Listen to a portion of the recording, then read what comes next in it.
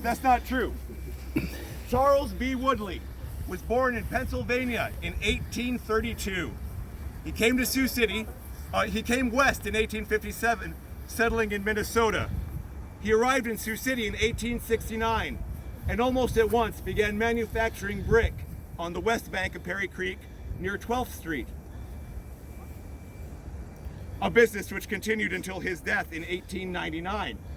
He was also a contractor, supervising the construction of James Bogue's packing plant. That was Sioux City's first big packing plant.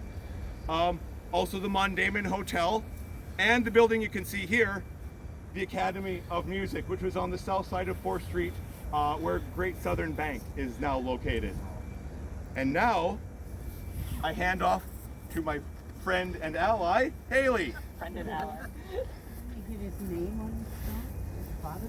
Just father, yeah. Sometimes they do that. So we're going right over here.